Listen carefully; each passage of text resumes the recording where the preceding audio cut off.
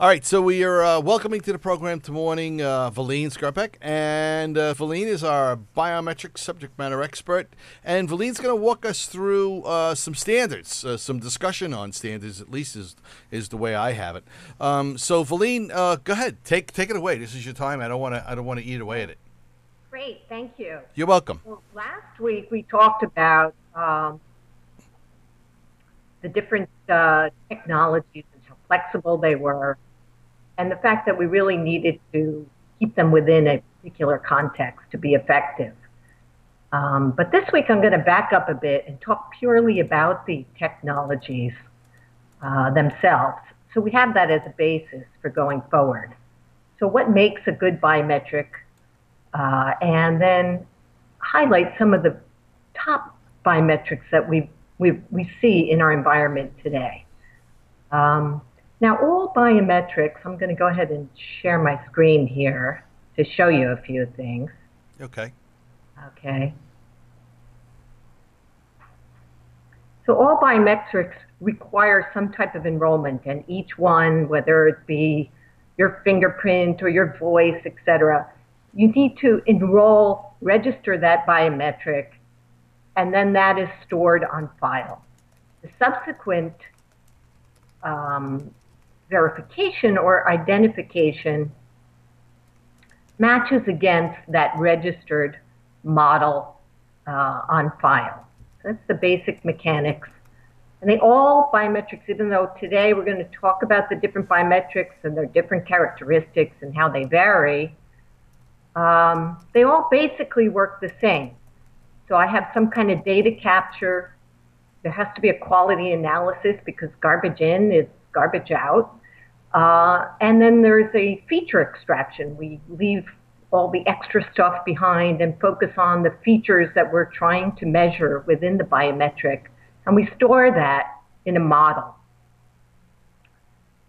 Then subsequently, on verification or identification, same thing. We have some type of data capture, has to have a certain quality. We do the feature extraction, and then we do the matching to the model. But here we begin to differ. There are, basically three different characteristics of a biometric. The genotypic is something like your DNA, which is very much based on your genetics, and or a fingerprint. The randotypic is something that's close, I think, in our thinking to a genotypic, but it's actually randomly formed by humans very early stages of life, and at some point during youth becomes very fixed. So it also represents something unique that can be measured. Actually, fingerprints fall in this area as well. So there is some overlap. The irises and DNA tend to be very genotypic. And the behavioral tends to be things like signature, very behavioral oriented, or keyboard strokes. And then voice biometrics is a real combination of the genetics and behavioral. So you see the characteristics of the various different biometrics coming from different places. So that's pretty interesting. But what, in fact, makes the biometric even more different is that some are static, like your iris, very static, much more so even than the fingerprint. And dynamic, again, is something that changes all the time, perhaps more like the voice over the age of the person will, slowly change. So what makes for a good biometric? Well, the biometrics themselves are really today, the way they're implemented, very much a statistical process. So we tend to use statistical measurements to understand how effective a biometric is. And I will say that NIST is a very important standards body.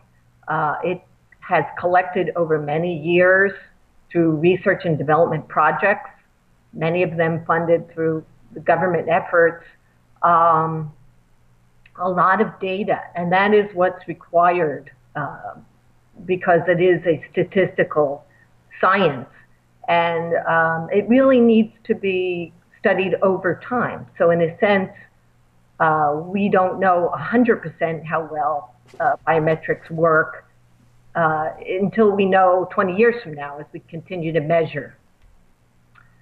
So certainly it has to, the input needs to be quality enough. It has to have the characteristics that I can get capture data effectively, consistently, et cetera. And the errors that we are concerned with are false acceptance rates and false rejection rates in that realm. So this is where we have falsely accepted a legitimate user as a false acceptance rate, or a false rejection rate where we have falsely rejected. And I think you can see right now, oh, there are different applications where I definitely would never want to let an imposter in, but there are other multi-factor sorts of applications where if I'm close, it's not quite as important that I would allow an imposter in because it's going to get caught somewhere else. So there's some balancing here. Oftentimes, you'll hear people talk about equal error rates, and that's where the false acceptance rate and the false rejection rates are equal. Is that best? Oftentimes, we use that as a measure because we want to get them both the same and to be as high as possible. Say 99.9% false rejection rate and 99% false acceptance rate, which may or may not be realistic. So in the lab, we tend to work towards equal error rate, which are basically a priori, because what we're doing is we already know ahead of time who's the imposter and who's real. So that's how we do a lot of measurements in that area. And that's very important because if the biometric is not performing, then it certainly loses any value, right? But we need to know before we implement how well it's performing in our environment and design our systems to that. Certainly, it can't be falsely identifying people or falsely allowing, people have difficulty enrolling, and that's sort of these measurements on the right. We don't really hear a lot about those, but clearly people have to be able to enroll and be considered unique in the system and not be identified incorrectly. So these are things that are done sort of behind the scenes with biometric research to ensure that they're measured, and they will need to be continued over a long period of time. So now when we look at each biometric, because they each have different characteristics, as we talked about, we tend to look at things like comfort. How easy is it to use? How do I feel using it? How accurate is it? As we talked about, that's very important. We want to design our systems to the accuracy we can expect within our environment. How available it is. Are the readers available? Are the costs within line of what we need to do? And there are many variations even within each biometric for how it's implemented.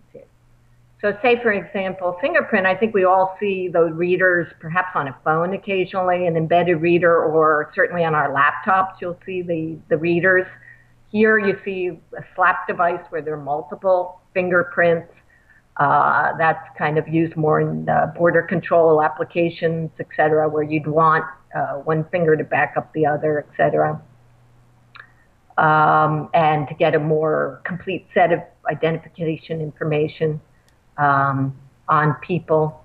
So you will see different implementations of the various different biometrics, and each one is geared towards different of those results, accuracy, etc.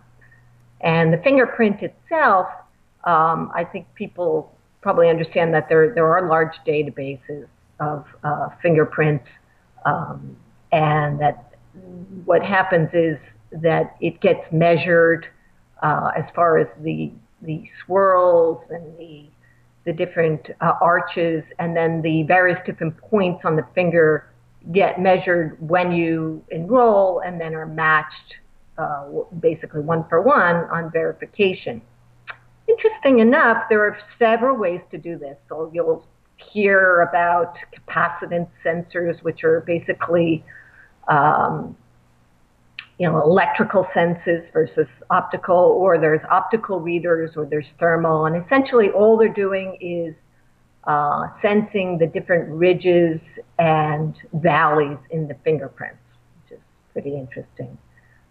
So you see a lot of different implementations of this, but to really do it properly and securely, which gets towards the standards and implementations, you really do need a reader versus, for example, a scanner on an iPhone, right? That's really more of a touch type of sensor, which is not going to give you a lot of accuracy. So you see a broad range of different products and solutions depending on the needs.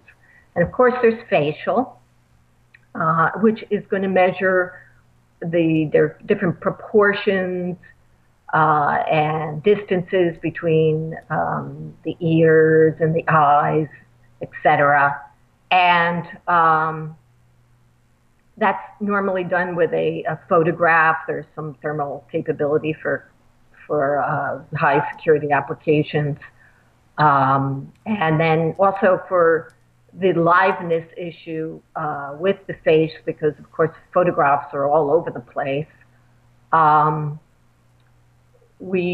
Sometimes they're required to smile or blink, etc., to indicate some type of liveness on command, sort of thing, versus a video.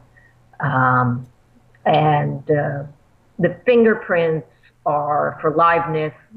I think people have heard about gummy bear types of attacks or fake fingers. So oftentimes it really just, again, depends on your multi-factor implementation. Border control, for example, there are people right there, or cameras, etc. So lots of different implementations and ways to use the various biometrics. Iris is really very accurate. It's basically it's the elastic pigment and the connector that controls the pupil. And believe it or not, that's formed sometime in youth uniquely. And so basically, again, using a camera, we're able to detect a unique individual. And then that is different than the retinal. And the retinal, which is a lot of people kind of get used interchangeably. So the retinal has veins that are measured in the back. This is a much more difficult thing to do, and it requires the individual to get up close, etc. It's really not the accepted way to go. But the iris is great because you can stand back, etc. And again, you have some liveness issues here. You want to make sure that you're not using a photograph. So, but this one actually is the most stable biometric. That's the characteristic, or static, if that's the characteristic you're concerned about. So you'll see this one used in things like border crossing, etc. And the issue with iris, even though it does very well with the camera, is that the person has to stand still. So in India, they're actually deploying it as a national ID. And to get around that issue, they have these devices that go on the face. That, that's a very culturally dependent kind of application, so kind of interesting. Voice itself, we talk about it being behavioral and somewhat genetic. I kind of sound like my brother or my mother. But it actually measures also the larynx shape is actually unique for everyone. So that is what gets measured when we do voice biometrics, which is pretty interesting. Now, each one of the biometrics has their own set of algorithms and matching techniques and modeling techniques, and we're always trying to get better and better. And even within voice, which is really the area expertise I have, there are different methods where you might have one particular password or you might vary the password. So there are very different techniques and different algorithms even used within that. So in the area of voice, we're actually able to have some kind of control, software control over our over the risk we want to assume by false acceptances and false rejects that we talked about earlier. So we feed the input in, we do our feature extraction, and in the area of voice, the algorithms lend themselves to using imposter models. So the more we know about the universe and our particular speaker, the more we know, A, it is that person, and B, it is not all those other people. So that leads us to our likelihood scenario, and we establish through all of our biometric testing that I talked about up front what the threshold should be to have the best performance for our environment given the risks we want to accept. So our application will know, did my biometric engine say, yes, the person has and verified over a certain threshold, and my decision is to reject or accept them. So the application will get that back. And some of those integration things we can talk about later on. And so also in the area of voice biometrics, the amount of speech you use definitely plays into it. So this is just an example of, the amount of enrollment data versus verification data and how well I can get some performance numbers out of it. So again, during your application exactly how you're performing because you have these baselines. So in summary, I wanted to describe how they work and what makes a good biometric. And you mentioned standards, and this has done a lot of work in this area. And so quality standards that we talked about, the storage standards that we talked about, et cetera. So all along the way, gathering that data is very important because it leads to the authenticity of the biometric. And in the future, we should be talking about, how we want to implement the biometrics in the future.